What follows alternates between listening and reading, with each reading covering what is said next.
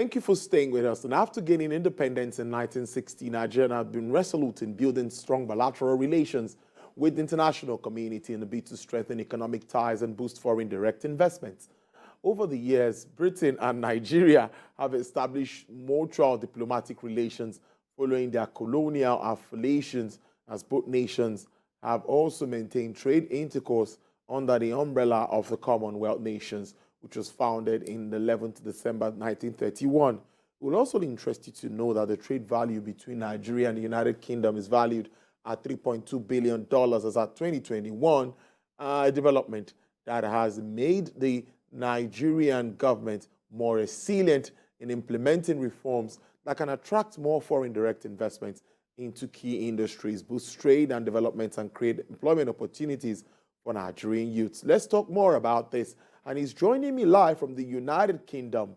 He's the startup founder of the World Hackers, Mr. Olugbenga Onifade. Mr. Onifade, thank you so much. It's good to see you.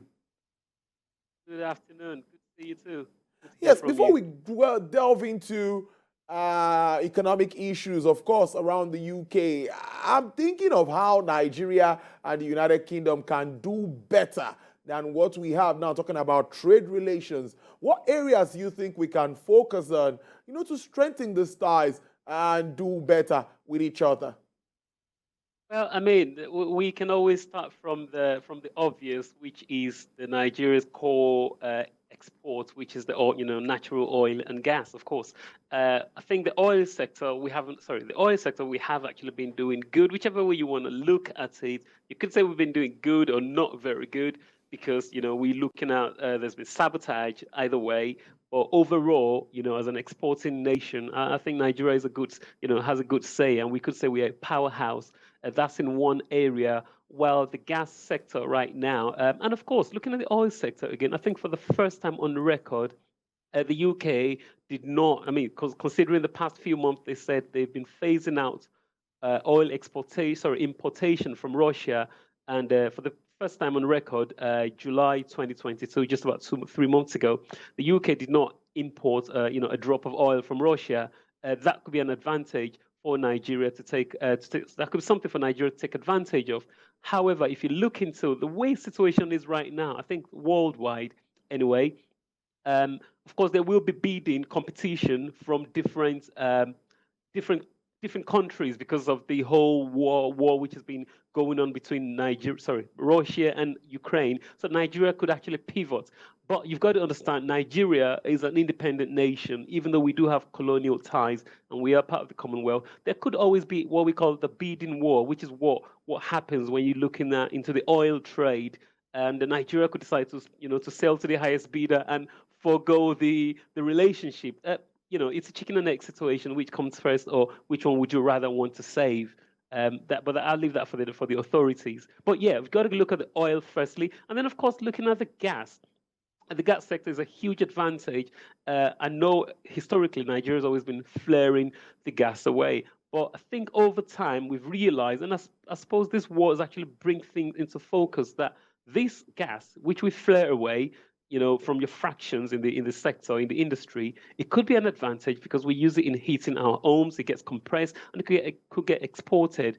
And again, we've got to look at the tension, locally in Nigeria, which could prevent this oil from number one, from being flared away. Number two, the infrastructure in getting the oil around here, because needed throughout throughout the year. So that's something we haven't been taken advantage of yet as Nigerians or as the UK, because Nigeria could be a huge opportunity. You're going to flare it off. How about we buy it for you for cheap? But of course, something has got to give in terms of infrastructure. Interesting stuff there. Now, let's talk about what's been happening now in the UK, talking about politics, inflation, and rising interest rates. What is happening? Tell us. You're there. How are you feeling this pinch? Oh my God, where do you want to start from? And I should say, how long have you got? Okay, so you've got to start from the beginning. At the beginning, you're looking at presently right now, the UK is facing a political, financial, human turmoil or crisis. You've got the bond market, which is in a meltdown, the equities, which is a meltdown, the housing crisis, which people think is in a bubble, the inflation is at a 40-year high, older than most of the people out there. in the real working class out there, and that people cannot even afford mortgage crisis. And then we had a mini budget just about a week or 2 weeks ago. The new government, I mean, I keep talking about, I've got a daughter who's just 4 years old, and I tend to call her historical daughter because she's seen 4 prime ministers from the days of David Cameron to Theresa May, and then we had Boris Johnson, and now Liz Truss, who's the present prime minister. So this speaks of a country which is not having been able to gain its ground. The sterling, the sterling has been, compared to the dollar, it's been down by about 50%. There's been, so we have the new chancellor of the exchequer, which is more or less the minister of finance equivalent, really. They are looking to favor growth. Okay, they want to favor growth. And what's the best way to favor growth? We're going to have tax cuts, okay? But there's a tax cut, which people perceive mostly to be for the rich. Okay, it has a good advantage and it has a disadvantage. Of course, the rich get richer, but at the end of the day, it's the rich who create the job. If the rich are going to get richer because of the tax cut, the belief is that, okay, the excess funds, which is going to go to the government for tax, as a result of that, that could go back into the economy and of course, help to increase or improve growth. Not in an inflationary environment whereby people are struggling. We're looking at people taking 2-3 jobs. So as a result of that, people perceive that not to be a right thing to do. And of course, the market spoke. It was rapid. The decline in the pound. We're looking at almost just about 3 cents to a dollar, over 3 cents to a dollar, just about with just 37-year low. The Bank of England came in there, made a hawkish statement. And what did they say? They said they would not hesitate to change interest rates as much as needed to get it down to 2%, which is the target. Likewise, America's target. Again, the market did not like that, and it just kept tanking further. But eventually, they said, the Bank of England said, looking at things the next day, they had a meeting a few days later, and they said, okay, how about we sell some bonds, okay?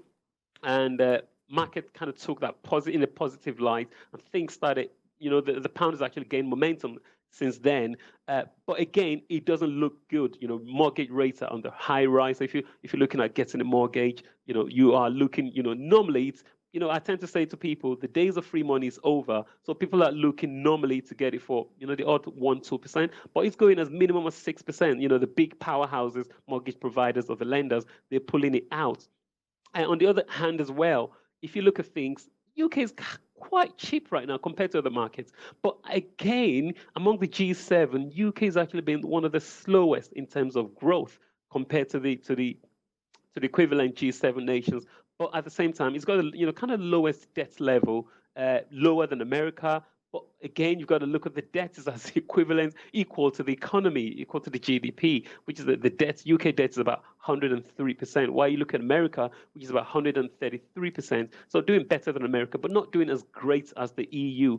So it's it's not a win-win situation, regardless of what they do or who is there right now, because the days of free money has been long over, and of course it's been way overdue. I mean, this has been going on for 40 years. Now it's just come to that realization that we've been standing on eggshells and this thing might collapse in our face. So we need a drastic action, and that's what's been happening in the markets. Government is expected to push in about $140 billion subsidy for energy for individuals and companies. What does this mean for the market, and any impact of all of this on the banking system in the UK?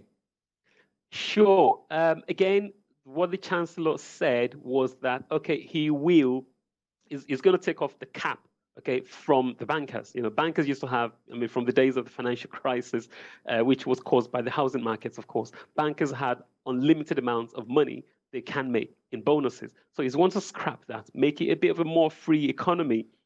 And now the government is saying, okay, so the market didn't take that lightly. And then again, in an inflationary environment, of course, the normal or the obvious thing to do is what they call a demand destruction. You've got to destroy the markets. So the way the central bank works generally, central bank are in charge of ensuring that they get inflation to a controlled state. So, things are affordable. We can all live in a very, conducive environment for ourselves. And you're working and you see value for the money. So we are in a real cycle right now, so that inflation is at an all-time high. the bank is supposed to raise interest rates, whereby it limits growth, unfortunately. But at the same time, over time, once inflation gets controlled, and then we could get all living and dancing all over again, free economy. But the government said they will, because I mean, the government's actually been subsidizing energy costs. My energy, for example, sorry, my energy is actually, I mean, generally, people's energy is ramped up by 100%, 200%. And it's because the government's actually been pushing it on for too long. And at this point, the government said we cannot afford it. But it's getting out of hand. So government said, okay, we're going to have to create a further subsidy whereby each household is not going to pay more than £2,500 per annum in energy. But where is the money going to come from? So you're already in debt, and you telling me you want to further subsidize me so that things don't get out of hand. If they do not do that, number one, they risk chaos and riots and turmoil everywhere in the country. But at the same time, if they do that, it's going to dip us further into this situation where we don't want to be. And the market didn't take that lightly. Markets say you're supposed to keep raising interest rates. You should not keep borrowing further because you're going to create money from thin air, and it's just going to add to your debt. It's going to put extra pressure on inflation. And so the market does not like the response, because what they did, which is the right thing to do, of course, government is there to create a livable environment for people and at the same time deliver growth. But what the market did not like was, where is that money going to come from? And the money is going to come from more borrowings. So the market didn't like that, and of course we saw the reaction. It was a washout in the markets generally, and to the sterling. Indeed, I will agree with you. All of the markets felt that pinch on that day, and I was saying that the UK seems to be very strategic. Whatever happens affects almost all markets across the globe. But you would agree with me that some of these issues are globally induced. So nobody is insulated from global issues, Russia and Ukraine war, and all of that is ongoing, affecting the price of energy and, of course, across the globe. Do you think there are quick wins for the UK government at this time to address some of these issues, ugly issues that we face? Well, like I said earlier, it is a global trend.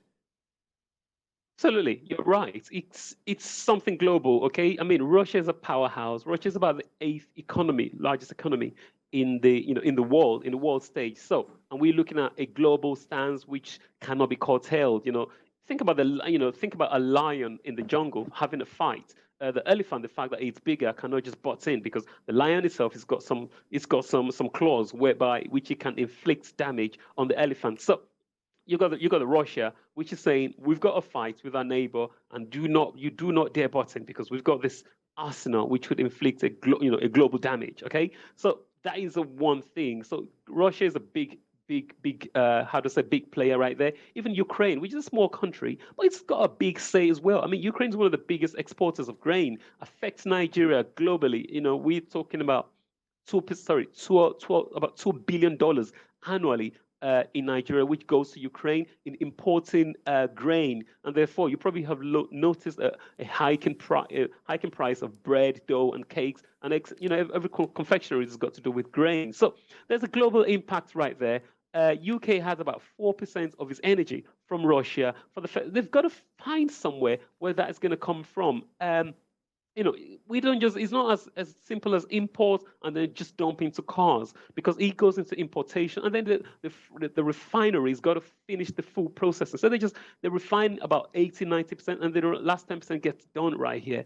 And if you look at Germany is a powerhouse of Europe. Their refineries is being tooled in such a way that is strictly exclusively to take Russian oil. But now there's a fine. So they said they cannot do that anymore. They're going to have to phase out. They're going to have to look for alternative ways of doing this. So there's going to put pressure. So wherever else they buy the oil from, Russia's got to look for new buyers. And at the same time, going forward, Russia's going to say, you know what? Maybe Donald Trump, the former American president, who told them they're making a mistake by fully relying or depending on Russian oil, maybe they're wrong. So again, Germany would want to look back and say, we never want to do that again. We've learned our lessons, never to rely on a sole depender for our oil.